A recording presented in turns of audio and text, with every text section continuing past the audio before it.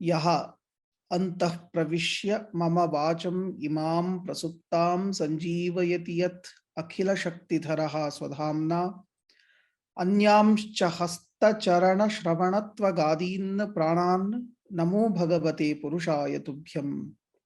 ಶ್ರೀ ಗುರುಭ್ಯೋ ನಮಃ.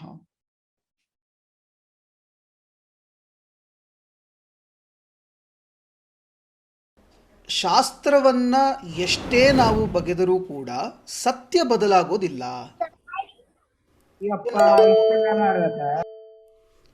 ಶಾಸ್ತ್ರವನ್ನ ನಾವು ಎಷ್ಟೇ ಬಗೆದರೂ ಕೂಡ ಅದನ್ನು ನಾವು ಅದರ ಸತ್ಯವನ್ನು ನಾವು ಬದಲಾಯಿಸ್ಲಿಕ್ಕೆ ಆಗೋದಿಲ್ಲ. ಸತ್ಯ ಮಾತ್ರ ಸತ್ಯವಾಗಿ ಉಳಿಬೇಕು.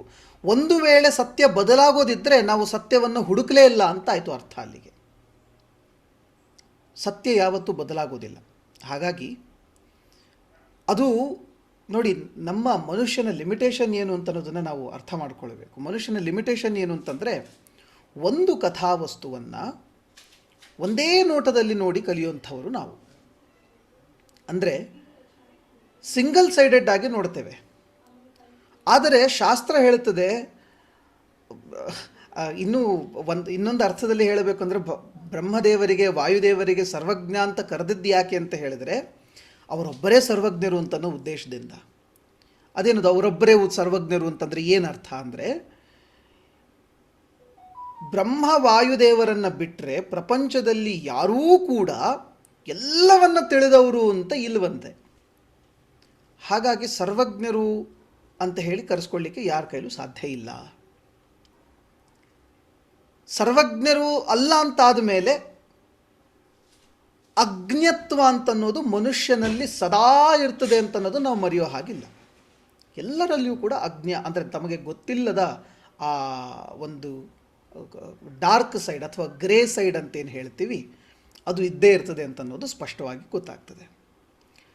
ಅಂತಹ ಒಂದು ಗ್ರೇ ಸೈಡಲ್ಲಿ, ಅಂದರೆ ಗೊತ್ತಿಲ್ಲದ ಭಾಗದಲ್ಲಿ ಉಳಿದುಕೊಂಡಿರ್ತಕ್ಕಂಥದ್ದು ಹರಿಕಥಾಮೃತ ಸಾರದ ಆಯುರ್ವೇದಾತ್ಮಕ ಚಿಂತನೆ ಅಂತ ಹೇಳಬಹುದು. ಈಗ ನಾವು ನಿನ್ನೆ ತನಕ ನೋಡ್ತಾ ಹರಿ ಕಥಾ ಅಮೃತ ಇವುಗಳ ಸಾರ ಏನು ಅನ್ನೋದನ್ನು ಅರ್ಥ ಮಾಡಿಕೊಂಡ್ವಿ. ಮುಂದರಿದು ಇವತ್ತು ನಾವು ನಿರುಪಮಾನಂದಾತ್ಮ ನಿರ್ಜರ ಎನ್ನುವಂತಹ ಮಂತ್ರವನ್ನು ನೋಡ್ತಾ ಇದ್ದೀವಿ. ಮಂತ್ರ ಪದ್ಯವನ್ನು ನಾವು ನೋಡ್ತಾ ಇದ್ದೀವಿ. ಇದರೊಳಗೆ ಕೆಲವು ವಿಶೇಷ ಶಬ್ದಗಳಿದೆ. ಅದ್ಯಾವುದು ಅಂದರೆ ನಿರ್ಜರ ಅಂತನ್ನುವಂಥದ್ದು. ನಿರ್ಜರ ಸಭಾ ಸಂಸೇವ್ಯ ಅಂತನ್ನೋದಕ್ಕೆ ಒಂದು ನಿರ್ಜರ ಅಂತ ಒಂದು ಪದಚ್ಛೇದನೂ ಮಾಡಲಿಕ್ಕೆ ಆಗ್ತದೆ. ನಿರುಪಮಾನಂದ, ಆತ್ಮಭವ, ನಿರ್ಜರ ಈ ಮೂರು ಶಬ್ದಗಳು ಬ್ರಹ್ಮದೇವರಿಗೆ ವಿಶೇಷಣ. ಮತ್ತು ಮುಂದೆ ಸಭಾ ಸಂಸೇವ್ಯ, ಇದಕ್ಕೆ ನಾವು ನಿರ್ಜರ ಸಭಾ ಸಂಸೇವ್ಯ ಅಂತಲೂ ಓದಲಿಕ್ಕೂ ಬರ್ತದೆ, ಬರೀ ಸಭಾ ಸಂಸೇವ್ಯ ಅಂತಲೂ ಓದಲಿಕ್ಕೂ ಬರ್ತದೆ. ಇದರ ಅರ್ಥ ಹೇಗೆ ಅಂತಂದರೆ, ನಿರುಪಮ ಆನಂದ. ನಿರುಪಮ ಅಂತಂದರೆ ಉಪಮೆ ಇಲ್ಲದ ಆನಂದ. ಮನುಷ್ಯನ ಆನಂದ ಉಪಮೆ ಇರುವಂಥದ್ದು. ನನಗೆ ಎಷ್ಟು ಆನಂದ ಆಯಿತು ಅಂತ ಹೇಳಿದ್ರೆ, ಇಂಥದ್ದೊಂದೇನೋ ಮಾಡಿದರೆ ಎಷ್ಟು ಆನಂದ ಆಗ್ತದೋ ಅಷ್ಟು ಆನಂದ ಆಯಿತು ಅಂತ ಹೇಳಿ ನಮ್ಮಲ್ಲೊಂದು ಲಿಮಿಟೇಷನ್ ಇದೆ. ಈ ಲಿಮಿಟೇಷನ್ ಅನ್ನೋದಿದೆಯಲ್ಲ, ಇದು ಬ್ರಹ್ಮದೇವರಿಗಿಲ್ಲ. ನಿರುಪಮವಾದ ಆನಂದ ಅಂತ. ಉಪಮೆ ಇಲ್ಲದ ಆನಂದ ಅಂದರೆ ಏನು ನೋಡ್ರಿ, ಯಾವ ಆನಂದಕ್ಕೆ ಪಾರವೇ ಇಲ್ಲವೋ ಅದು ನಿರುಪಮ ಆನಂದ. ಅದು ಹೇಗೆ ಬ್ರಹ್ಮದೇವರಿಗೆ ನಿರುಪಮವಾದ ಆನಂದ ಸಿಗ್ತದೆ ಅಂತಂದರೆ, ಆನಂದದ ವಸ್ತು ಇದೆಯಲ್ಲ, ಆನಂದದ ಕಥಾವಸ್ತು ಇದೆಯಲ್ಲ, ಅದು ಎಂತಹ ಆನಂದ ಅನ್ನುವಂತಹ ಸತ್ಯವನ್ನು ನಿರ್ಧಾರ ಮಾಡ್ತದೆ.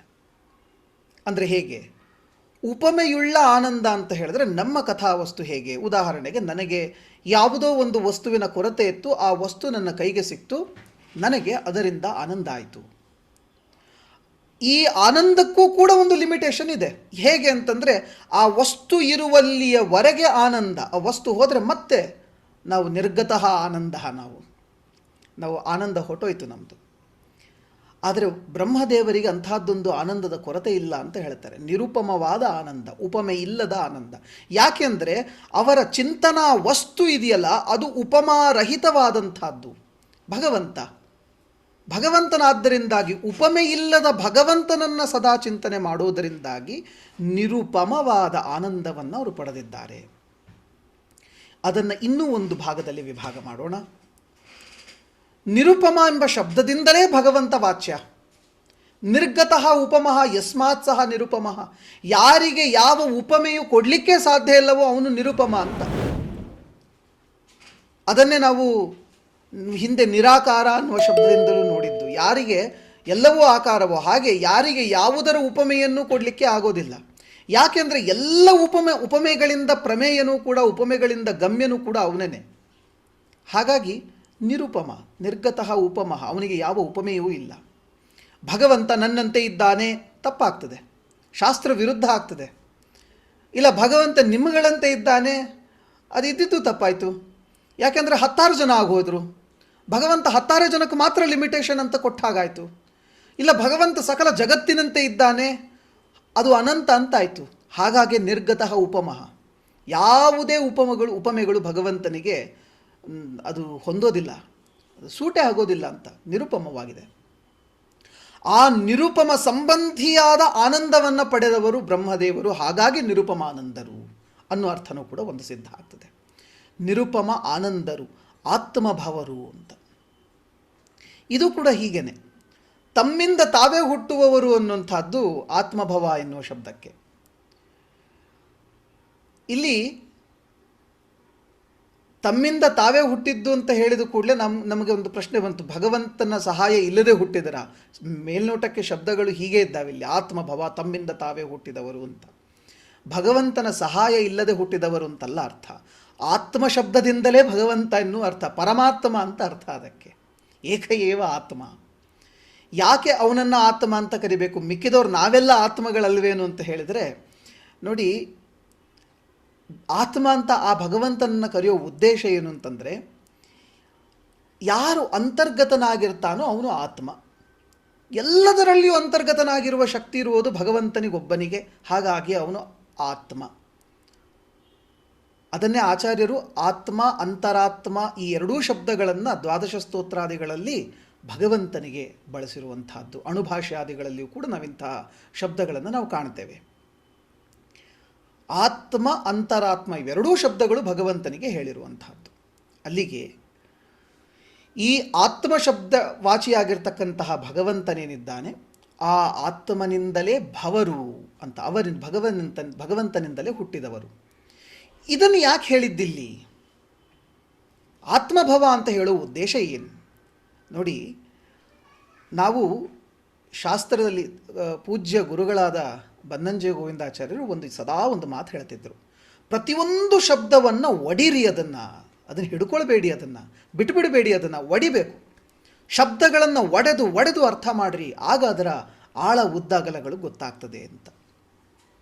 ಎಷ್ಟು ಸತ್ಯದ ಮಾತಲ್ವಾ ನೋಡಿ. ಆತ್ಮಭವ ಅನ್ನುವ ಉದಾಹರಣೆ ಕೊಟ್ಟರು. ಯಾಕೆ ಕೊಡಬೇಕಿತ್ತು?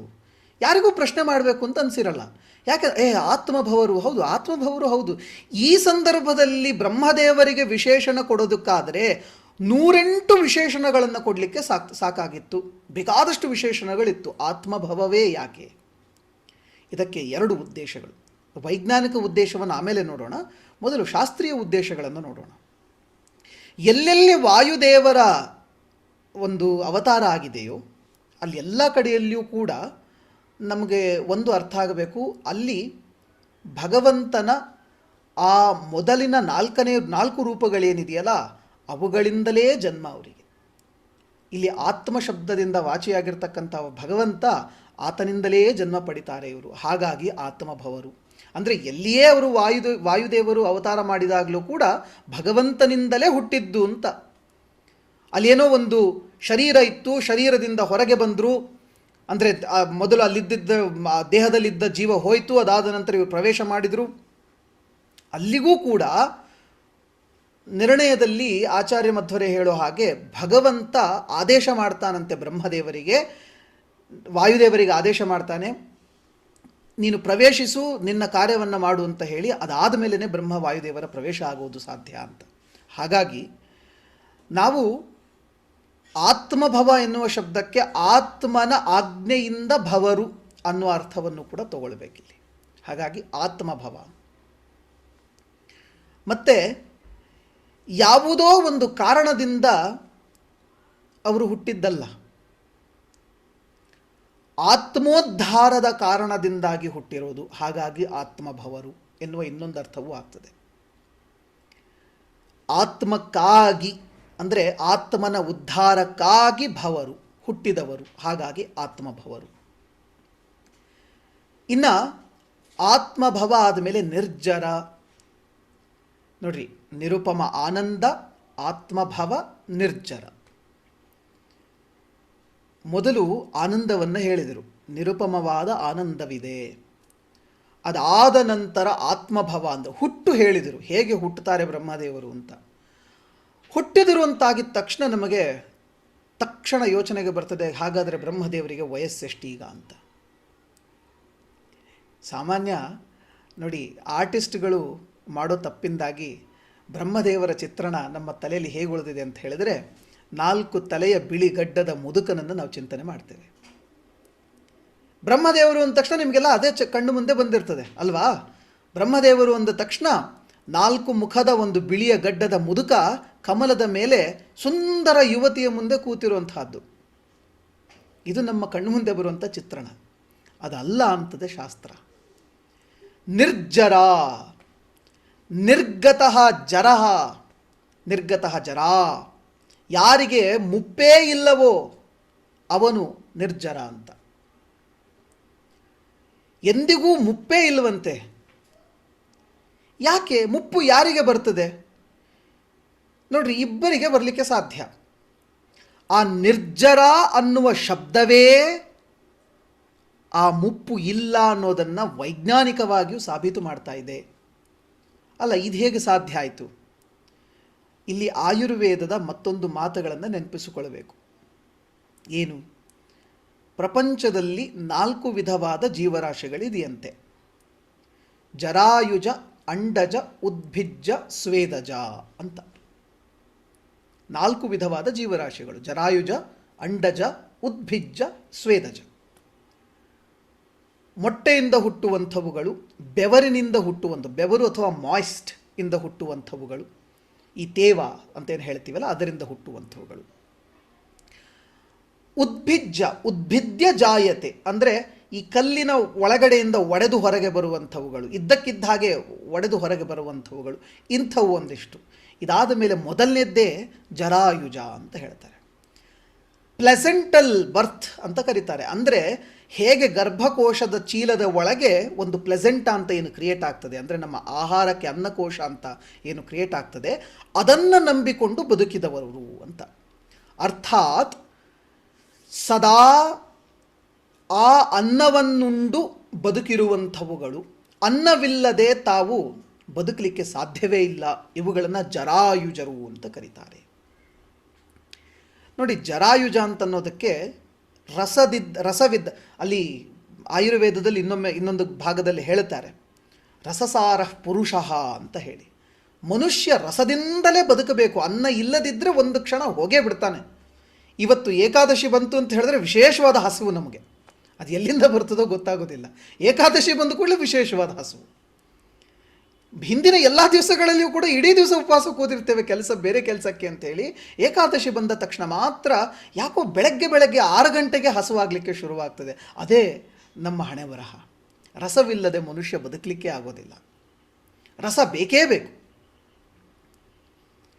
ಆದರೆ ಈ ಕ್ರಮ ಎಲ್ಲಿಂದ ಶುರುವಾಯಿತು ಅಂತ ಹೇಳಿದ್ರೆ ಪ್ಲೆಸೆಂಟಾದಿಂದಲೇ ಶುರುವಾಯಿತು. ನಾವು ಗರ್ಭಕೋಶದ ಒಳಗಡೆಗೆ ಅಡಗಿದ್ದಾಗ ನಮಗೆ ಮೊಟ್ಟ ಮೊದಲು ಈ ಶರೀರ ಕ್ರಿಯೇಟ್ ಆಗಬೇಕಾದರೂ ಕೂಡ ಹೇಗೆ ನಾವು ಸಾತ್ವಿಕ, ರಾಜಸಿಕ, ತಾಮಸಿಕ ಗುಣಗಳನ್ನು ಕಂಡೆವೋ ಹಾಗೆ ರಸವೂ ಇತ್ತು. ಈ ರಸದಿಂದಲೇ ಇವೆಲ್ಲವೂ ಆಗಿದ್ದು. ಮೊದಲು ರಸ ಬಂದದ್ದಕ್ಕೇ ರಸಸಾರವಾಗಿರ್ತಕ್ಕಂತಹ ಹೃದಯವೂ ಬಂತು. ಯಾಕೆಂದರೆ ಹೃದಯವನ್ನು ರಸಸ್ಥಾನ ಅಂತ ಕರೀತಾರೆ ಶಾಸ್ತ್ರದಲ್ಲಿ. ಹಾಗಾಗಿ ರಸದಿಂದಲೇ ನಮ್ಮ ಉತ್ಪತ್ತಿ, ರಸವಿಲ್ಲದಿದ್ದಾಗ ನಮ್ಮ ಮರಣ. ನೋಡಿ, ವಯಸ್ಸಾಗ್ತಾ ಆಗ್ತಾ ಆಗ್ತಾ ನಮ್ಮ ರಸನೇಂದ್ರಿಯಗಳು ತನ್ನ ಶಕ್ತಿಯನ್ನು ಕಳೆದುಕೊಳ್ಳಿಕ್ಕೆ ಶುರುವಾಗ್ತವೆ. ಯಾಕೆ ಕೆಲವು ಜೀವಗಳಿಗೆ ವಯಸ್ಸು ಬೇಗ ಆಗೋದಿಲ್ಲ ಅಂತ ಹೇಳಿದ್ರೆ, ರಸ ಅವರಿಗೆ ಮುಖ್ಯ ಅಲ್ಲ, ಆಹಾರ ಮಾತ್ರ ಮುಖ್ಯ. ನಮಗೆ ಬೇಗ ವಯಸ್ಸು ಹೇಗಾಗ್ತದೆ ಅಂತ ಹೇಳಿದ್ರೆ ರಸ ಮುಖ್ಯ. ನಮಗೆ ರಸ ಇಲ್ಲದೇ ಇದ್ದರೆ ನಮ್ಮ ಜೀವಕ್ಕೆ ರುಚಿ ಹತ್ತೋದಿಲ್ಲ, ರುಚಿ ಹತ್ತದೇ ಇದ್ದರೆ ನಮ್ಮ ಹೊಟ್ಟೆಗೆ ಅರುಚಿ ಅಂತನೋ ರೋಗ ಬರ್ತದೆ.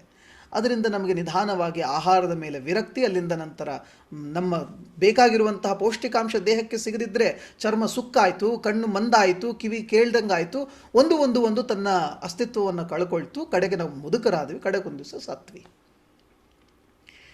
ಆದರೆ ಬ್ರಹ್ಮದೇವರಿಗಿಂಥದ್ದೊಂದು ಕರ್ಮ ಇಲ್ಲ ಅಂತಂತದೆ.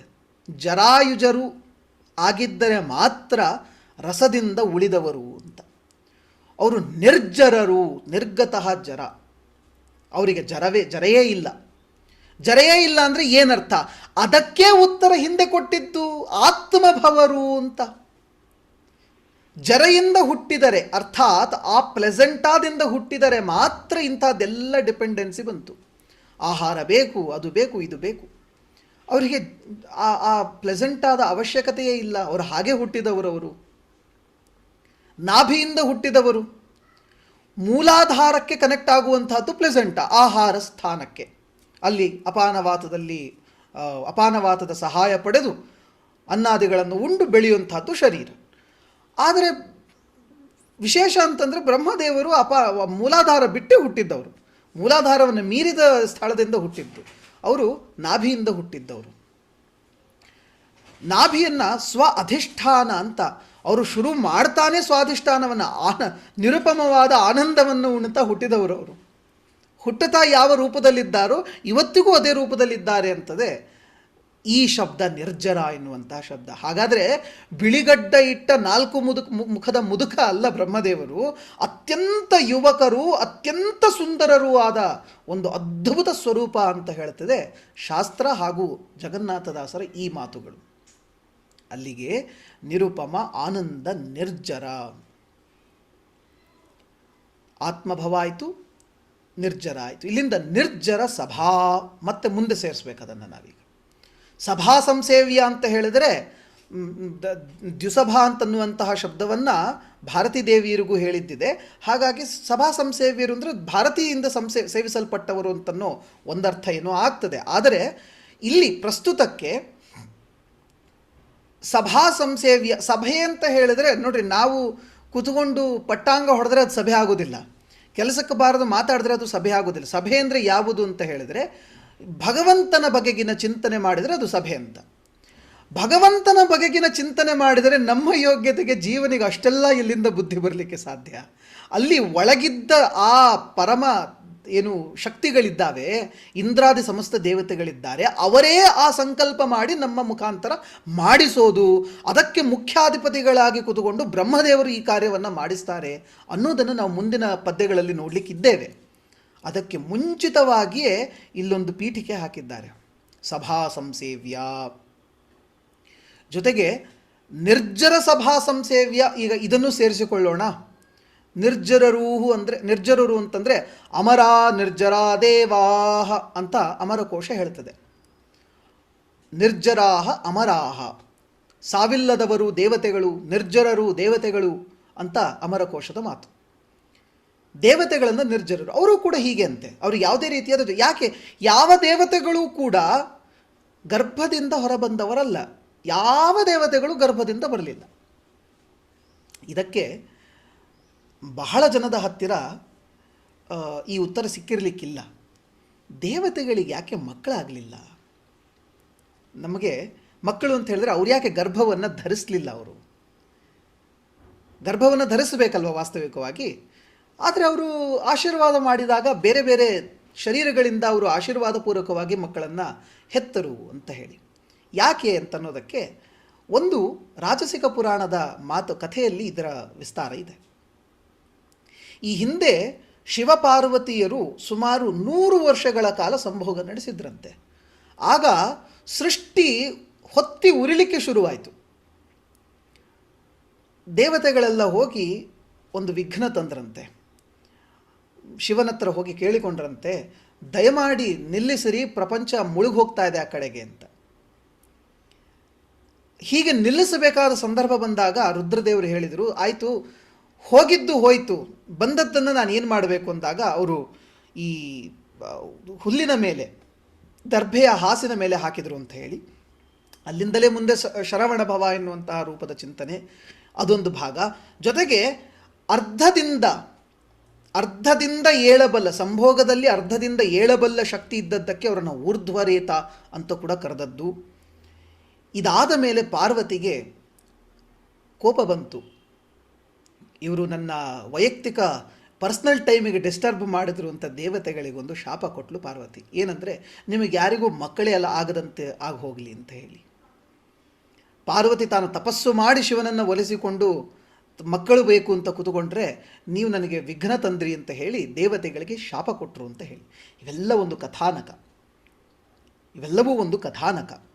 ಆದರೆ ಬಹಳಷ್ಟು ಧರ್ಮ ಸೂಕ್ಷ್ಮಗಳು, ಒಂದು ಕಥೆಯ ಹಿಂದಿನ ವೈಜ್ಞಾನಿಕ ಸೂಕ್ಷ್ಮಗಳು ಇದರಲ್ಲಿ ಇದೆ ಅಂತನ್ನೋದನ್ನು ನಾವು ಮರೆಯೋ ಹಾಗಿಲ್ಲ.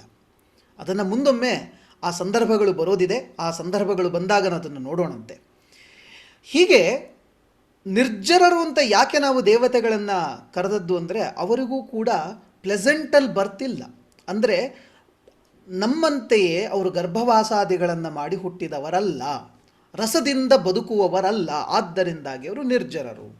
ಆ ನಿರ್ಜರರ ಸಭೆ ಏನಿದೆ, ಇಂದ್ರಾದಿ ದೇವತೆಗಳು ಸಮಸ್ತರೂ ಕುಳಿತು ಮಾತನಾಡಬೇಕಾಗಿರ್ತಕ್ಕಂತಹ ಸಭೆ ಏನಿದೆ, ಆ ಸಭೆಯಿಂದ ಸಂಸೇವ್ಯರಾಗಿದ್ದಾರೆ, ಸಮ್ಯಕ್ ಸೇವ್ಯರಾಗಿದ್ದಾರೆ. ಎಲ್ಲರೂ ಕೂಡ ಬ್ರಹ್ಮದೇವರಿಗೆ ಅತ್ಯಂತವಾದ ಗೌರವವನ್ನು ಕೊಡ್ತಾ ಇರ್ತಾರೆ. ಹಾಗಾಗಿ ಸಭಾ ಸಂಸೇವ್ಯ. ಇದಾದ ನಂತರ ಹೇಳ್ತಾರೆ, ರುಜುಗಣದ ಅರಸೆ, ರುಜುಗಣದ ಅರಸು. ಇಲ್ಲಿ ರುಜುಗಣಗಳು ಅಂತ ಹೇಳಿದ್ರೆ ಇವರೆಲ್ಲ ಭಾವಿ ಬ್ರಹ್ಮರು, ಇವರುಗಳಿಗೆ ಅರಸು, ಇವರುಗಳಿಗೆ ಒಡೆಯರು. ಇವರು ಅಂದರೆ ಆ ಜಾಗವನ್ನು ದಾಟಿ ಅಲ್ಲಿ ಹೋಗಿ ಕೂತಿದ್ದಾರಾದ್ದರಿಂದಾಗಿ ಇವರುಗಳಿಗೆ ಒಡೆಯರು ಅಂತಾಯಿತು. ಸತ್ವ ಪ್ರಚುರ, ನೋಡಿ ಶಬ್ದಗಳ ಪ್ರಯೋಗ ನೋಡ್ರಿ, ಸತ್ವ ಪ್ರಚುರ ಅಂತಂತಾರೆ. ಸತ್ವ ಪ್ರಚುರ ಎಲ್ಲಿಂದ ಬಂತು? ಹಾಗಾದರೆ ಬ್ರಹ್ಮದೇವರಿಗೆ ಮಿಕ್ಕ ಗುಣಗಳಿಲ್ವಾ ಅಂತ ಹೇಳಿದರೆ ಹಾಗಲ್ಲ, ಸತ್ವ ಬಹಳವಾಗಿ ಇವರಲ್ಲಿದೆ, ಆದ್ದರಿಂದಾಗಿ ಇವರು ಸತ್ವ ಪ್ರಚುರರು. ಈ ಸತ್ವ ಪ್ರಾಚುರ್ಯಕ್ಕೂ ಮತ್ತು ಬ್ರಹ್ಮದೇವರಿಗೂ ವಿಷ್ಣುವನ್ನು ರಾಜಸನಂತೆ ಗುರುತಿಸಿದ್ದಕ್ಕೂ ವಿಷ್ಣು ತಾನು ಗೀತೆಯಲ್ಲಿ ಹೇಳಿಕೊಂಡದ್ದಿದೆ, ಸ್ವತಃ ಹೇಳಿಕೊಳ್ಳೋದಿದೆ. ಗುಣಗಳ ಪೈಕಿ ನಾನು ರಜೋಗುಣ ಅಂತ ಹೇಳ್ಕೊಳ್ತಾನೆ ಭಗವಂತ. ಯಾಕೆಂದರೆ ಎಲ್ಲದಕ್ಕೂ ಕೂಡ ಪ್ರವೃತ್ತಿ ಮಾಡಬಲ್ಲದ್ದು ರಜೋಗುಣ. ಆದ್ದರಿಂದಾಗಿ ಒಳ್ಳೆಯದಕ್ಕಾಗಲಿ ಕೆಟ್ಟದಕ್ಕಾಗಲಿ ಆ ಪ್ರವೃತ್ತಿಯಲ್ಲಿರುವಂತಹ ರಜೋಗುಣ ನಾನು ಅಂತ. ಇದು ಗೀತೆಯಲ್ಲಿ ಕೃಷ್ಣ ಹೇಳಿದ ಮಾತು. ಹೀಗೆ ನೋಡಿಕೊಂಡು ಹೋದಾಗ ಬ್ರಹ್ಮದೇವರು ಸಾತ್ವಿಕ, ಸತ್ವ ಪ್ರಚುರರು. ನೋಡಿ, ನಾವು ಎಷ್ಟೇ ಅಂತರ್ಯಾಮಿತ್ವವನ್ನು ತಗೊಂಡಾಗಲೂ ಕೂಡ ಆ ಲೀಲೆಯನ್ನು ನಾವು ಅರ್ಥ ಮಾಡ್ಕೊಳ್ತಾ ಹೋದಾಗ ಅದರೊಳಗೊಂದು ಸೌಂದರ್ಯ ತೆಗೆದುಕೊಳ್ತಾ ಹೋಗ್ತದೆ. ಆ ಸೌಂದರ್ಯ ಏನು ಅಂತನ್ನೋದನ್ನು ವೈಜ್ಞಾನಿಕವಾಗಿ ನಾವು ನೋಡಬೇಕಿಲ್ಲಿ. ಸತ್ವ ಪ್ರಚುರರು, ಹೆಚ್ಚು ಸಾತ್ವಿಕವಾದ ಗುಣ ಇರುವಂತಹದ್ದು. ಸರಿ,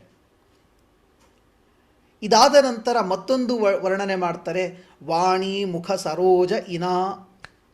ವಾಣಿಯ ಮುಖ ಸರೋಜಕ್ಕೆ, ವಾಣಿಯ ಮುಖ, ವಾಣಿ ಅಂದರೆ ಸರಸ್ವತಿ, ಆ ವಾಣಿಯ ಮುಖ ಕಮಲಗಳಿಗೆ ಒಂದು ಸೂರ್ಯನಂತೆ ಇದ್ದಾರೆ ಬ್ರಹ್ಮದೇವರು. ಪ್ರಾಯಶಃ ಇಂತಹ ಶಬ್ದಗಳನ್ನು ಬಳಸಬೇಕಾದರೆ ಶರೀರದಲ್ಲಿರುವ ತತ್ವವನ್ನು ಆಳವಾಗಿ ತಾವು ಕಾಣದೇ ಹೊರತು ಇದನ್ನು ಮಾತಾಡಲಿಕ್ಕೆ ಸಾಧ್ಯ ಇಲ್ಲ. ಈ ಉದಾಹರಣೆಗಳೇ ಅದ್ಭುತ. ನಿಮಗೆ ಗಮನಕ್ಕೆ ಇರಲಿ ಅಂತ ಹೇಳ್ತಾ ಇದ್ದೀನಿ. ಹರಿಕಥಾಮೃತ ಸಾರದಲ್ಲಿ ಮೊದಲಿನಿಂದ ಆರಂಭಿಸಿ ಕೊನೆಯವರೆಗೂ ಕೂಡ ಕಮಲ ಕಮಲ ಕಮಲ, ಸರೋಜ, ಕಮಲ ಈ ಶಬ್ದಗಳನ್ನು ಬಾರಿ ಬಾರಿ ಬಾರಿ ಬಾರಿ ಬಳಸಿದ್ದಾರೆ. ಬಾರಿ ಬಾರಿಗೂ ಬಳಸ್ತಾ ಇದ್ದಾರೆ. ಎಲ್ಲ ಕಡೆಯಲ್ಲೂ ಈ ಶಬ್ದಗಳಿದೆ. ಇದನ್ನು ನೀವು ಗಮನಿಸ್ರಿ. ಈ ಕಮಲದ ಹಿಂದೆ ಒಂದು ದೊಡ್ಡ ವಿಜ್ಞಾನವೇ ಅಡಗಿದೆ. ಒಂದು ನೋಡಿ, ನಮ್ಮ ಶರೀರ ಇರೋದು 4 ವಿಭಾಗವಾಗಿ: ಆತ್ಮ, ಮನಸ್ಸು, ಬುದ್ಧಿ, ಇಂದ್ರಿಯ. ಇಂದ್ರಿಯ ಕೊನೆಯದ್ದು, ಆತ್ಮ ಮೊದಲನೆಯದ್ದು. ಇದು ದೇಹ ತಗೊಳ್ಳೋಕ್ಕಿಂತ ಮುಂಚೆಯಿಂದ ದೇಹ ತಗೊಳ್ಳುವವರೆಗೂ ಕೂಡ ಅಂತ ನಾವು ಲೆಕ್ಕ ಹಾಕಿದರೆ, ದೇಹದಿಂದ ದೇಹಾಂತದವರೆಗೂ ನೋಡಿದಾಗ ಇಂದ್ರಿಯ ಮೊದಲಿಗೆ ಇಂದ್ರಿಯ, ಮನಸ್ಸು, ಬುದ್ಧಿ ಮತ್ತು ಆತ್ಮ. ಈ ಒಂದು ಆರ್ಡರನ್ನು ನಾವು ನೋಡಬಹುದು. ಇದು ಎಲ್ಲ ಕಡೆಯಲ್ಲಿಯೂ ಕೂಡ, ತಂತ್ರಗಳಲ್ಲಿಯೂ ಕೂಡ, ಅಂದರೆ ತಾಮಸಿಕ ತಂತ್ರಗಳಲ್ಲಿಯೂ, ರಾಜಸಿಕ ತಂತ್ರಗಳಲ್ಲಿಯೂ, ಶಾಸ್ತ್ರಗಳಲ್ಲಿಯೂ ಕೂಡ ಇರುವಂತಹ ಬಹಳ ಸೂಕ್ಷ್ಮವಾದ ಚಿಂತನೆ ಇದು. ಏನು? ಇಂದ್ರಿಯ, ಮನಸ್ಸು, ಬುದ್ಧಿ ಮತ್ತು ಆತ್ಮ. ಈ 4 ಹಂತದಲ್ಲಿ ಕಮಲ ಎನ್ನುವ ಉದಾಹರಣೆ ಅನ್ನೋದು ಅಪ್ಲೈ ಆಗ್ತದೆ. ಇಂದ್ರಿಯಗಳು ಕೆಸರು, ಇಂದ್ರಿಯಗಳೇ ಕೆಸರು.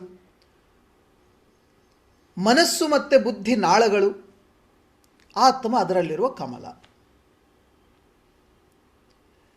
ಇಂದ್ರಿಯಗಳಿಗೆ, ಅದಕ್ಕೆ ಕೃಷ್ಣ ಹೇಳಿದ್ದು, ಇಂದ್ರಿಯಗಳಿಗೆ ಕೆಸರು ಅಂಟಿಕೊಳ್ಳದಂತೆ ಬದುಕು. ಇಂದ್ರಿಯಗಳಿಗೆ ಕೆಸರು ಅಂಟಿಕೊಳ್ಳದಂತೆ ಬದುಕೋದು ಅಂತ ಹೇಳಿದರೆ ಇಂದ್ರಿಯಗಳಿಂದ ಯಾವ ಪ್ರವೃತ್ತಿನೇ ಮಾಡಬಾರ್ದು. ಹಾಗಾದರೆ ಅದು ಹಾಗಲ್ಲ ಅಂತದೆ. ಪ್ರವೃತ್ತಿ ಮಾಡು, ಆ ಕರ್ಮಕ್ಕೆ ಅಂಟಿಕೊಳ್ಳಬೇಡ. ಇದು ಮತ್ತೊಂದು ಹೊಸ ಆಯಾಮಕ್ಕೆ ಕಾರಣ.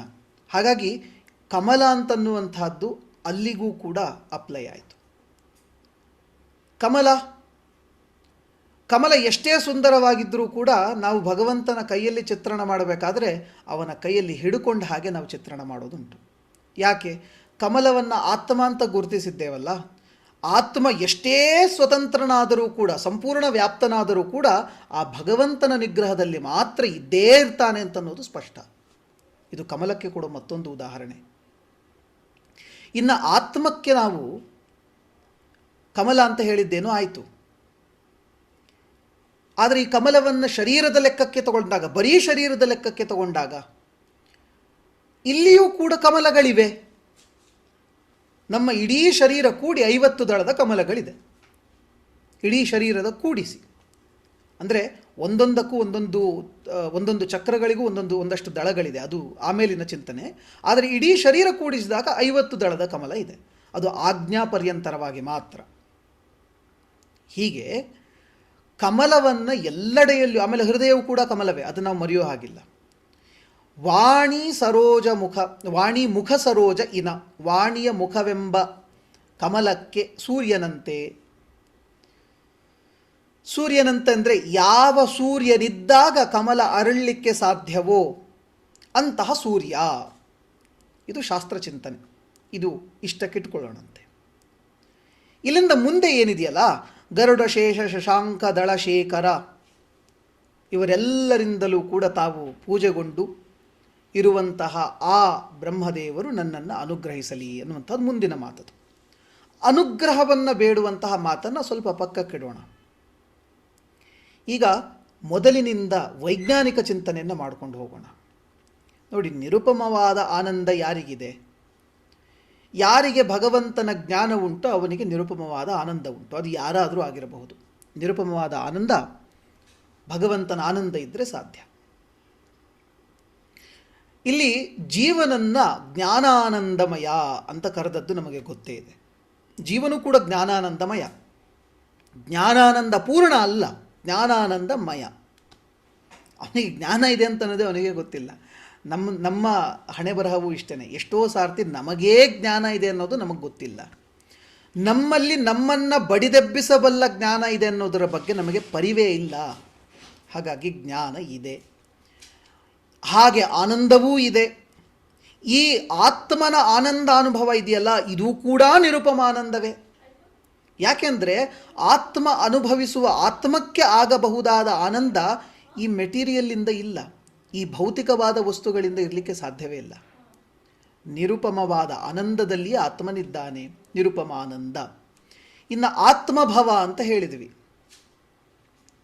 ನೋಡ್ರಿ, ಆತ್ಮ ಎನ್ನುವ ಶಬ್ದಕ್ಕೆ ನಾವೀಗಾಗಲೇ ಹೇಳಿದ್ವಿ ಭಗವಂತ ಅಂತ ಹೇಳಿ, ಆ ಆತ್ಮನಿಂದ ಭವ ಅಂತ ಹೇಳಿ. ನಾನೀಗ ಜೀವನ ಬಗ್ಗೆ ಮಾತಾಡಬೇಕಲ್ವಾ?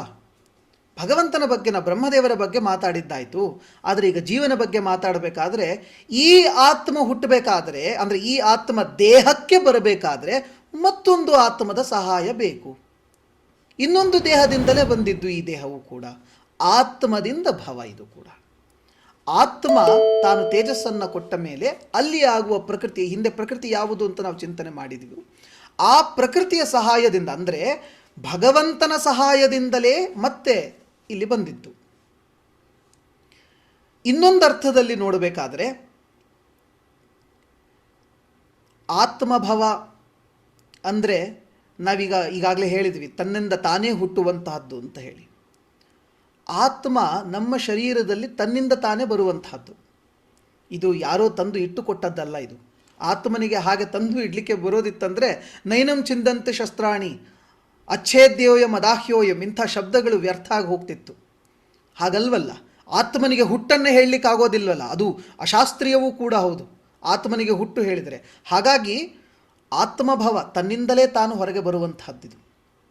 ಅಂದರೆ ತನ್ನ ಆಸಕ್ತಿ ಇದ್ದು ತನಗೆ ಶರೀರ ಬೇಕು ಅಂತ ನಾವು ಬಯಸಿದಾಗ ನಮಗೆ ಬಂದದ್ದು ಶರೀರ. ಹಾಗಾಗಿ ನಾವು ಆತ್ಮಭವರೇ. ಇನ್ನೊಂದು ನಿರ್ಜರರು ಅಂತ ಹೇಳಿ. ಇಲ್ಲಿ ನಮ್ಮ ವಿಚಾರದಲ್ಲಿ ಬಂದಾಗ ನಾವು ನಿರ್ಜರರು ಅಂತ ಹೇಳಿದರೆ ಇಲ್ಲಿ ಜರೆ ಇಲ್ಲದವರು, ಮುಪ್ಪು ಇಲ್ಲದವರು ಅಂತಲ್ಲ ಅರ್ಥ. ನಿಶೇಷತಃ ಜರಾಹ ಅಂದರೆ 84 ಲಕ್ಷ ಯೋನಿಗಳನ್ನು ದಾಟಿ ಬಂದಿದ್ದೇವೆ ಈ ಶರೀರಕ್ಕೆ ಬರಬೇಕಾದ್ರೆ. ಆದರೆ ಇದಕ್ಕಿಂತ ಮುಂಚೆ ಏನು ಮಾಡಿದ್ದೇವೆ ಅದು ಗೊತ್ತಿಲ್ಲ ನಮಗೆ. ಇನ್ನು ಮುಂದೆ ಏನು ಮಾಡಲಿಕ್ಕಿದ್ದೇವೆ ಅದು ನಮಗೆ ಗೊತ್ತಿಲ್ಲ. ಅನಂತ ಶರೀರಗಳಿದೆ. ಎಷ್ಟು ಜರೆಯನ್ನು ನಾವು ನೋಡಬೇಕಿದೆಯೋ ನಮಗೆ ಗೊತ್ತಿಲ್ಲ. ಎಷ್ಟು ನಿಶೇಷತಃ ಜರಾಹ, ಅನಂತ ಜರೆಯನ್ನು ಇಟ್ಟುಕೊಂಡಿರ್ತಕ್ಕಂಥದ್ದು. ಇನ್ನೊಂದು ಅರ್ಥದಲ್ಲಿ ಜರ ಎನ್ನುವುದಕ್ಕೆ ಪ್ಲೆಸೆಂಟ ಅಂತ ನಾವು ಅರ್ಥ ಮಾಡಿದ್ದೆವು. ಅಂದರೆ ಆ ಗರ್ಭಕೋಶಕ್ಕೆ ಆಹಾರ ಒದಗಿಸುವಂತಹ ಚೀಲ. ಈ ಅರ್ಥದಲ್ಲಿ ನೋಡಿದಾಗ ನೋಡಿ, ಸದಾ ನಿಶೇಷತಃ ಜರಯ, ಯಾವಾಗಲೂ ಆ ಪ್ಲೆಸೆಂಟಾದಿಂದಲೇ ಬದುಕಿರಬಲ್ಲಂಥದ್ದು. ಹೊಟ್ಟೆಯಲ್ಲಿದ್ದಷ್ಟೊತ್ತೂ ಕಾಲ ಜರೆ ಇರಲೇಬೇಕು. ಅಂದರೆ ಆ ಪ್ಲೆಸೆಂಟ ಅಂಟಿಕೊಂಡಿರಲಿಕ್ಕೇ ಬೇಕು. ಅಂಟಿಕೊಳ್ಳದೆ ಇದ್ದರೆ ಆಹಾರ ಇಲ್ಲ, ಆಹಾರ ಇಲ್ಲದೆ ಜೀವ ಇಲ್ಲ. ಹಾಗಾಗಿ ಅದು ನಿರ್ಜರ ಅಂತ. ಜರ ಇಲ್ಲದಿದ್ದಾಗ ನಿರ್ನಾಮ ಆಗಿ ಹೋಗುವಂಥದ್ದು. ಹಾಗಾಗಿ ಅದು ನಿರ್ಜರ. ನಿರ್ಜರ ಸಭಾ ಸಂಸೇವ್ಯ. ಈಗ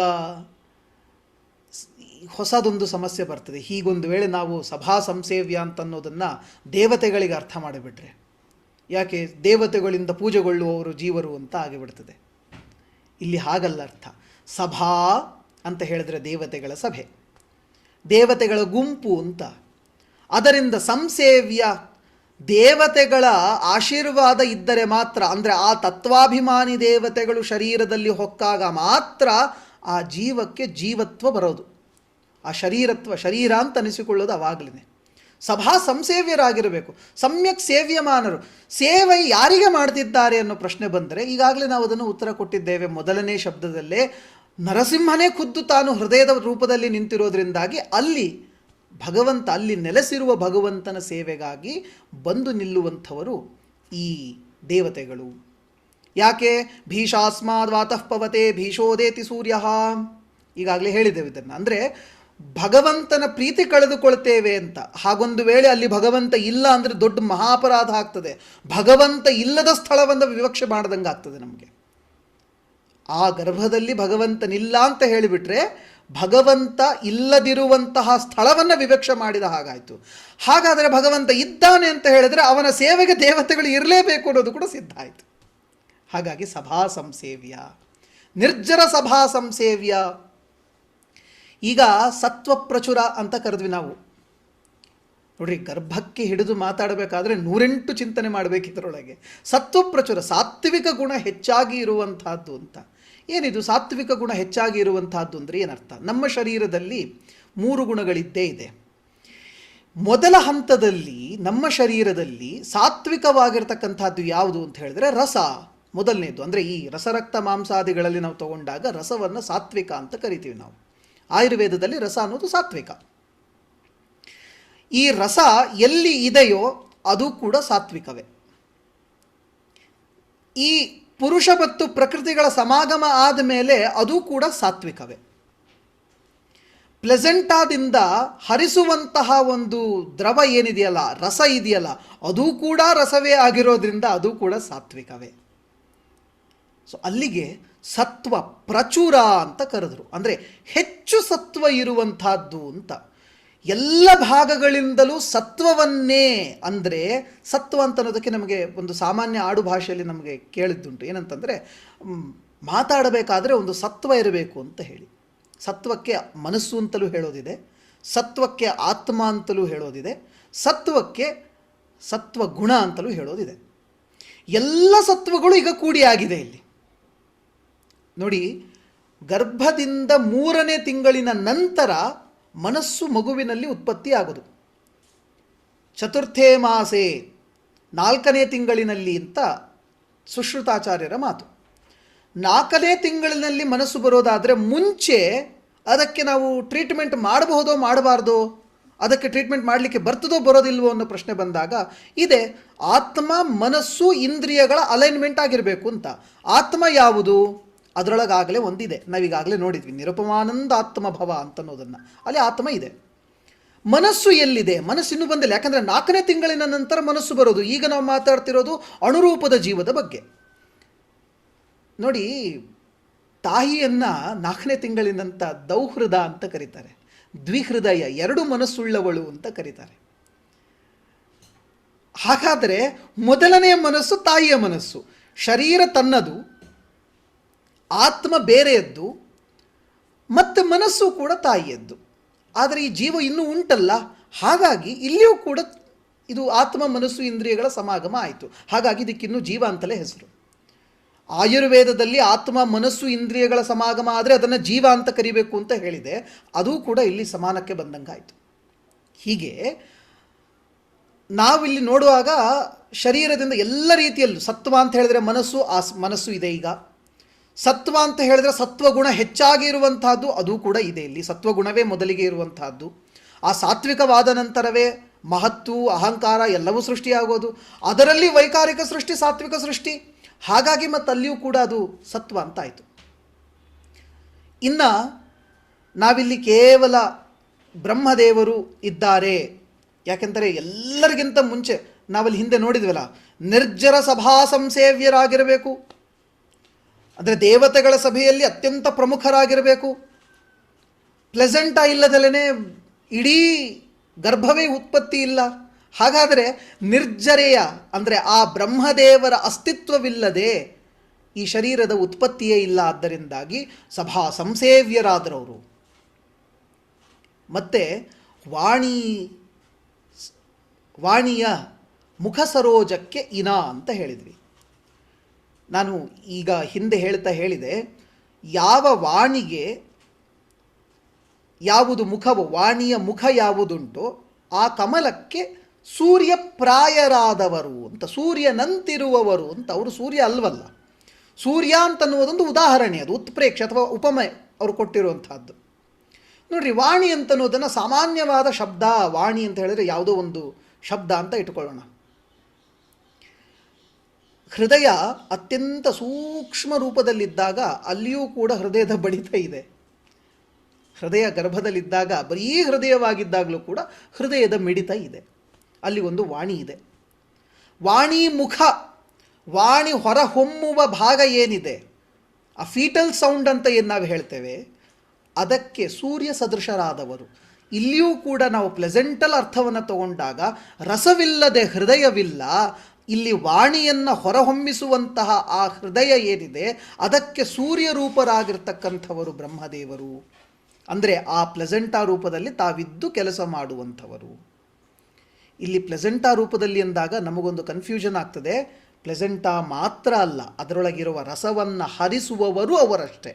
ಪ್ಲೆಸೆಂಟಾ ಯಾರು ಅಂದರೆ ಮತ್ತೆ ಇಂದ್ರ, ಮತ್ತು ಅದು ಬ್ರಹ್ಮದೇವರಿಗೆಲ್ಲ ವಿಶೇಷಣ. ಅದು ಮುಂದೆ ಅದನ್ನು ನಾನು ಆ ಇಂದ್ರನ ಚಿಂತನೆ ಬಂದಾಗ ಹೇಳ್ತೇನೆ. ಹೀಗೆ ವಾಣಿ, ಮುಖ ಸರೋಜ, ಇನ, ಇವುಗಳನ್ನು ನಾವು ಅರ್ಥ ಮಾಡಿಕೊಂಡ್ವಿ. ಇವು ಸೂರ್ಯ ಸದೃಶರಾದವರು. ಇಲ್ಲಿಂದ ನಂತರ ಅವ್ರೇನು ಹೇಳಿದರು, ರುಜುಗಣ, ಈ ರುಜುಗಣಕ್ಕೆ ಅರಸರು ಅಂತ. ರುಜು ಅಂದರೆ ಏನು ಅನ್ನೋ ಅರ್ಥವನ್ನು ಸಿಂಪಲ್ ಆಗಿ ಅದರ ಮೇಲ್ಮುಖದ ಅರ್ಥವನ್ನು ನೋಡೋಣ. ರುಜು ಅಂತ ಹೇಳಿದರೆ ಏನು? ಸದಾ ತಮ್ಮ ತಪಸ್ಸಿನಲ್ಲಿಯೂ ಧರ್ಮನಿಷ್ಠರಾಗಿಯೂ ತಮ್ಮ ಕಾರ್ಯಗಳನ್ನು ಮಾಡ್ತಾ ನಿತ್ಯ ಕರ್ಮಗಳನ್ನು ಅವರು ನಡೆಸಿಕೊಳ್ತಾ ಇರುವಂಥವರು. ಋಷಿ ಶಬ್ದಕ್ಕೆ ನಾವು ಒಂದು ಸಂಬಂಧ, ಭಾವಾರ್ಥಕ ಅರ್ಥವನ್ನು ಹೇಳಬೇಕಾದ್ರೆ ಆರ್ಜವ, ರುಜುಗಳಿಗೆ ಆರ್ಜವರು ಅಂತ ಹೇಳೋದು, ಆರ್ಜವ ಗುಣ ಅಂತ ಹೇಳುವಂಥದ್ದು. ಎಲ್ಲಿ ಸತ್ವವೋ ಅಲ್ಲಿ ರುಜುಗುಣ ಇದೆ, ರುಜುಗುಣ ಇದ್ದಲ್ಲಿ ರುಜುಗಣವೂ ಇದೆ. ರುಜುಗಣಗಳು ಯಾವುದು ಅಂತ ಹೇಳಿದರೆ ನೋಡಿ, ಗರ್ಭಕ್ಕೆ ಜೀವರಾಶಿಗೆ ಆ ಜೀವಕ್ಕೆ ಆಹಾರವನ್ನು ಹೀರುವಂತಹ ಭಾಗಗಳೂ ಅನೇಕ, ಕೊಡುವಂತಹ ಭಾಗಗಳೂ ಅನೇಕ. ಆದರೆ ಇವೆಲ್ಲದಕ್ಕೂ ಕೂಡ ಪ್ರಮುಖವಾಗಿ ಒಂದು ನಾಳ ಇದೆ, ಒಂದು ನಾಳ ಇದೆ. ಆ ನಾಳ ಬ್ರಹ್ಮದೇವರಿಗೆ ನಾವು ಇಲ್ಲಿ ಚಿಂತನೆ ಮಾಡಬೇಕು. ಯಾಕೆ ಅಂತ ಹೇಳಿದರೆ ಆ ನಾಳವೇ ನೋಡಿ ಬಹಳ ಸ್ವಾರಸ್ಯವಾಗಿದೆ. ಆ ನಾಳವೇ ಮುಂದೆ ನಮ್ಮ ನಾಭಿಯ ನಾಳವಾಗಿ ಹೊರಹೊಮ್ಮುತ್ತದೆ. ನೋಡಿ ಬ್ರಹ್ಮದೇವರಿಗೆ ಎಲ್ಲಿಂದ ಎಲ್ಲಿ ತನಕ ಸಂಬಂಧ ಬಂತೀಗ. ಇಲ್ಲಿಂದ ನಂತರ ಗರುಡ ಯಾರ್ಯಾರಿಂದ ಪೂಜೆಗೊಳ್ತಾ ಇದ್ದಾರೆ ಅಂದರೆ ಗರುಡ, ಶೇಷ, ಶಶಾಂಕ ದಳ ಶೇಖರ. ಸೊ ಗರುಡ ದೇವರು, ಶೇಷದೇವರು ಇವರೆಲ್ಲ ತತ್ವಾಭಿಮಾನಿ ದೇವತೆಗಳು ಅಂತ ಅನ್ನೋದು ನಾವು ಮುಂದಿನ ಪದ್ಯಗಳಲ್ಲಿ ನೋಡ್ತಾ ಇದ್ದೇವೆ ನಾವು. ಇದರೊಳಗೆ ಶೇಷದೇವರು ಅಂತನ್ನೋದಕ್ಕೆ ನಾನು ಒಂದೇ ಒಂದು ಸೂಕ್ಷ್ಮಾರ್ಥವನ್ನು ಇಲ್ಲಿ ಹೇಳ್ತೇನೆ. ಶೇಷದೇವರನ್ನು, ಶೇಷ ಅಂತನ್ನೋ ಶಬ್ದಕ್ಕೆ ಗುರುತ್ವ ಅಂತನ್ನೋ ಅರ್ಥ ಇದೆ. ಆ ಗುರುತ್ವ, ಆ ಭಾರ ಏನಿದೆಯಲ್ಲ, ಆ ಭಾರವೂ ಇರಬೇಕಾದ್ದರಿಂದಾಗಿ ಇವೆಲ್ಲವೂ ಎಲ್ಲ ದೇವತೆಗಳಿಂದ ಪೂಜೆಗೊಳ್ಳುವ ಆ ಬ್ರಹ್ಮದೇವರಿಗೂ ನಮಗೆ ಅನುಗ್ರಹ ಮಾಡಲಿ ಅನ್ನುವಂಥ ಅರ್ಥವನ್ನು ಕಂಡಿದೆ. ಇಲ್ಲಿ ಮುಂದಿನ ಪದ್ಯಕ್ಕೆ ನಾವು ಹೋಗೋ ಮುಂಚೆ ನಾವು ಒಂದು ಅರ್ಥ ಮಾಡಿಕೊಳ್ಬೇಕು. ಬ್ರಹ್ಮದೇವರಿಗೂ ವಾಯುದೇವರಿಗೂ ಕೂಡ ನಾವು ಸ್ಥಾನ ಸಾಮ್ಯವನ್ನು ಹೇಳುತ್ತೇವೆ ಅಲ್ವಾ? ಬ್ರಹ್ಮದೇವರಿಗೂ ಮತ್ತು ವಾಯುದೇವರಿಗೂ ಕೂಡ ನಾವು ಸ್ಥಾನ ಸಾಮ್ಯವನ್ನು ಹೇಳ್ತೇವೆ. ಒಂದೇ ಅಂತಾದರೆ ಜಗನ್ನಾಥದಾಸರು ನಿರುಪಮಾನಂದಾತ್ಮ ನಿರ್ಜರ ಭವ ಅಂತ ಹೇಳಬೇಕಾದ್ರೆ, ನಿರುಪಮಾನಂದಾತ್ಮಭವ ನಿರ್ಜರ ಅಂತಲೆಲ್ಲ ಹೇಳಬೇಕಾದ್ರೆ ವಾಯುದೇವರನ್ನು ಸೇರಿಸಿಕೊಂಡು ಬಿಡಬೇಕಾಗಿತ್ತು. ಅವರು ಮತ್ತೆ ವಾಯುದೇವರನ್ನು ಮತ್ತಿನ್ನೊಮ್ಮೆ 6, 3, 2, 1,000 ಅಂತ ಹೇಳಿ ಚಿಂತನೆ ಮಾಡಿದ್ದಾರೆ. ಬ್ರಹ್ಮದೇವರ ಚಿಂತನೆಯನ್ನೇ ಬೇರೆ ಮಾಡಿದ್ದಾರೆ, ವಾಯುದೇವರ ಚಿಂತನೆಯನ್ನೇ ಬೇರೆ ಮಾಡಿದ್ದಾರೆ. ಇವೆಲ್ಲ ಮಾಡುವುದಕ್ಕೆ ಕೇವಲ ಶಾಸ್ತ್ರ ಗ್ರಂಥ ಆಗಿದ್ದರೆ ಸ್ಥಾನ ಸಾಮ್ಯವನ್ನು ಹೇಳಿದರೆ ಸಾಕಾಗ್ತಿತ್ತು. ಇದೊಂದು ವೈಜ್ಞಾನಿಕ ಗ್ರಂಥ ಆಗಿರೋದ್ರಿಂದಲೇ ಅಷ್ಟು ವಿಭಾಗ ಮಾಡಿ ಚಿಂತನೆ ಮಾಡಿದ್ದು. ಹೀಗೆ ಆತ್ಮಭವ ನೋಡಿ, ಈಗ ನಮಗೆ ಅರ್ಥ ಆಯಿತು. ಆತ್ಮಭವ ಅನ್ನುವ ಉದಾಹರಣೆ ಕೊಡದಲೇ ಇದ್ದಿದ್ದರೆ ನಮಗಿಂಥ ಅದ್ಭುತ ಅರ್ಥಗಳು ಚಿಂತನೆಗೆ ಸಾಧ್ಯವೇ ಆಗ್ತಿರಲಿಲ್ಲ. ಹೀಗಾಗಿ ಬ್ರಹ್ಮದೇವರು ಎಲ್ಲಿದ್ದಾರೆ ಸದ್ಯಕ್ಕೆ ಅಂದರೆ ಸಾತ್ವಿಕ ಸೃಷ್ಟಿ ನಮ್ಮ ಶರೀರದಲ್ಲಿ ಏನಾಗ್ತಾ ಇದೆ, ಆ ಸಾತ್ವಿಕ ಸೃಷ್ಟಿಯ ಅಭಿಮಾನಿಯಾಗಿ ಬ್ರಹ್ಮದೇವರು ಆ ಮುಂದೆ ಬರಲಿರುವ ಸಭಾ ಏನಿದೆಯಲ್ಲ, ದೇವತೆಗಳ ಸಭೆ ಮುಂದೆ ಬರಲಿಕ್ಕಿದೆ. ಒಂದೊಂದೇ ಇಂದ್ರಿಯಗಳು ಬರ್ತವೆ ನಮ್ಮ ಶರೀರದಲ್ಲಿ. ಆ ಎಲ್ಲ ಇಂದ್ರಿಯಗಳಿಗೂ ಕೂಡ ತಾವು ಮುಖ್ಯರೆನಿಸಿಕೊಂಡು ಮಧ್ಯದಲ್ಲಿದ್ದು, ಯಾಕೆಂದರೆ ಈಗ ಅವರು ರಸ ತುಂಬಿ ಅವರು ಹೃದಯ ಸ್ಥಾನಕ್ಕೆ ತಾವು ಆಸ್ಥಾನ ಮಾಡ್ಕೊಳ್ತಾರೆ. ಹೃದಯದಲ್ಲಿ ಬ್ರಹ್ಮನ ಆಸ್ಥಾನವೂ ಇದೆ ಅಂತ ಅನ್ನೋದು ನಮಗೆ ಗೊತ್ತೇ ಇರುವಂತಹದ್ದು. ಅದು ಮಧ್ಯ ಶರೀರ ಆದ್ದರಿಂದಾಗಿ ಅಲ್ಲಿ ತಾವಿದ್ದುಕೊಂಡು ಈ ಸಭೆಯಿಂದ ಸೇವೆಗೊಳ್ತಾರೆ. ಆ ಎಲ್ಲ ದೇವತೆಗಳು ಬರಬೇಕಾದರೆ ನೋಡಿ, ಎಲ್ಲ ದೇವತೆಗಳು ಬಂದರು, ತತ್ವಾಭಿಮಾನಿಗಳು ಬಂದರು, ಅದನ್ನು ಸೇವೆ ತೆಗೆದುಕೊಳ್ಳುವ ಬ್ರಹ್ಮದೇವರು ಬಂದರು. ಇದು ಸೂಕ್ಷ್ಮ ರೂಪದ ಸೃಷ್ಟಿ. ಆದರೆ ಸ್ಥೂಲ ಸೃಷ್ಟಿಯನ್ನು ನೋಡಬೇಕಾದ್ರೆ ಹೃದಯ ಬಂದಾಗಿದೆ, ಬ್ರಹ್ಮದೇವರು ಬಂದು ಕೂತಿದ್ದಾರೆ, ಹಾಗಾಗಿ ಎಲ್ಲರೂ ಬಂದು ಅವರ ಸೇವೆಗೆ ನಿಂತಿದ್ದಾರೆ.